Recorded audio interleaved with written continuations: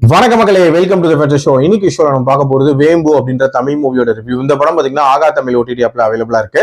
இந்த படத்துல ஷீலா தான் லீட் கேரக்டர் பிளே பண்ணிருக்காங்க. இந்த படம் உமன் எம்பவர்மெண்ட் அண்ட் பெண்களுக்கு தற்காப்பு அப்படின்றது எவ்வளவு முக்கியம் அண்ட் சிலம்பத்தோட முக்கியத்துவம், இந்த மாதிரி நிறைய விஷயங்களை சொல்லக்கூடிய ஒரு சோசியல் டிராமா அப்படின்னு சொல்லலாம்.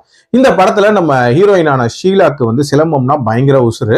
இன்ஃபேக்ட் அதை பயங்கர பேஷனேட்டா கத்துக்கிறாங்க. ஆல்சோ அதை வச்சு ஒரு கவர்மெண்ட் ஜாபுக்கு போகலாம் அப்படின்ற கனவுகளோட இருக்காங்க. பட் ஆனா ஒரு கட்டத்துக்கு மேல அவங்கள வந்து கல்யாணத்துக்கு அவங்க வீட்டுல பயங்கரமா புஷ் பண்றாங்க.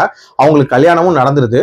அந்த கல்யாணத்துக்கு அப்புறம் மட்டும் ஒரு சம்பவம் நடக்குது அவங்க வாழ்க்கையில. அந்த சம்பவம் அவங்க வாழ்க்கையை புரட்டி போடுது அப்படின்னு சொல்லலாம். அது என்ன சம்பவம், அதுக்கப்புறம் அவங்க வாழ்க்கையில என்ன மாதிரியான ஸ்ட்ரகிள்ஸ் வருது, டுவர்ட்ஸ் தென் தன்னோட கனவை நிறைவேற்றினாங்களா இல்லையா அப்படின்றத அந்த படத்தோட கதை. எல்லா சூப்பர் படங்களும் பொலிட்டிக்கல் கரெக்ட்னஸோட இருக்கும்னு நம்மளால எப்படி சொல்ல முடியாதோ, அதே மாதிரி பொலிட்டிக்கல் கரெக்ட்னஸோட ஒரு ப்ராப்பரான விஷயத்த பேசக்கூடிய படங்களும் சூப்பர் படமா இருக்கணும்னு அவசியம் இல்லை.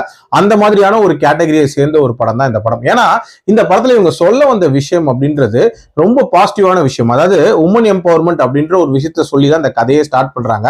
அண்ட் அந்த சிலம்பம் அப்படின்ற கேம் மேல அவ எவ்வளவு பேஷனேட்டா இருக்கா அண்ட் தன்னோட சொந்த காலில் நிக்கணும் அப்படின்றதுக்காகவே வந்து அவ அந்த கவர்மெண்ட் எக்ஸாமை தீவிரமா ப்ரிப்பேர் பண்ணிட்டு இருப்பா. ஸோ இப்படிப்பட்ட ஒரு கதையை ஸ்டார்ட் பண்றாங்க. அதுக்கப்புறம் அவ வாழ்க்கையில நடக்கக்கூடிய சம்பவங்கள், அதாவது அந்த மேரேஜ்குள்ள அவ எப்படி புஷ் பண்ணப்படுறாங்கிற அந்த போர்ஷனா இருக்கட்டும், அந்த மேரேஜுக்கு அப்புறம் நடக்கக்கூடிய ட்ராஜடியா இருக்கட்டும், அதுக்கப்புறம் அவளோட சஃபரிங்கா இருக்கட்டும், இது எல்லாமே வந்து ஒரு மாதிரி ஆர்டிபிஷியலா பில்ட் பண்ண மாதிரி தான் இருந்துச்சு. அண்ட் கடைசியா அந்த கோலை ரீச் பண்ற மாதிரியான போர்ஷன்ஸ் இருக்கும்ல, அது இன்னும் பயங்கர செயற்கைத்தனமா இருந்துச்சு அப்படின்னு சொல்லலாம்.